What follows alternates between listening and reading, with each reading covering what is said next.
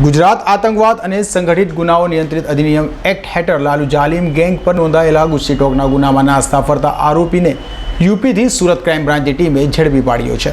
સુરત પોલીસે ઓર્ગેનાઇઝ ક્રાઇમને અંજામ આપનારાઓ સામે પગલાં લેવાની કામગીરી શરૂ કરી છે। ત્યારે ઓર્ગેનાઇઝ ક્રાઇમ આચરનાર ટોળકી લાલુ જાલિમ સામે પણ સુરત પોલીસે ગુસ્સીટોકને હથિયાર ઉગામ્યો છે અને લાલુ જાલિમ સહિત ગેંગના અનેક સાગરીતોની પોલીસે ધરપકડ કરી હતી।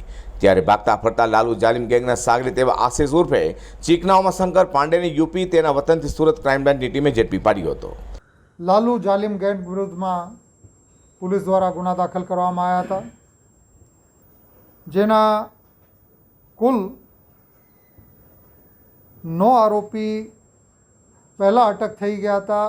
એ આજ ગેંગના એક લાલુ જાલિમના નંબર 2 તરીકેના જમણા હાથ તરીકે કામ કરનાર આશિષ,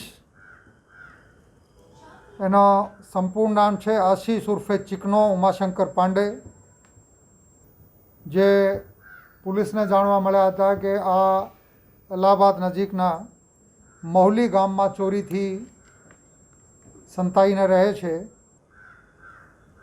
ક્રાઇમ બ્રાન્ચની ટીમે બહુ લાંબા ઓપરેશન પછી મહેનત કરીને એને મહુલી ગામની બહાર રોડ ઉપરથી અટક કર્યા, એને પાછા લઈ આવવામાં આવ્યા છે।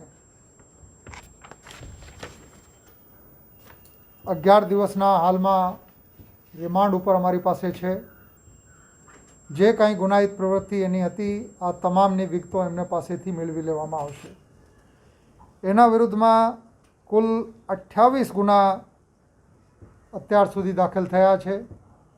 સુરતમાં ઓર્ગેનાઇઝ ક્રાઇમ આચરનારો સામે પોલીસે ગુસ્સીટોકની ફરિયાદ નોંધતા જ આવા અનેક ગુનેગારો કે જો ટોળકી બનાવી ગુનાઓને અંજામ આપતા હતા તેઓ હાલ ભૂગર્ભ ઉતરી જવા પામ્યા છે।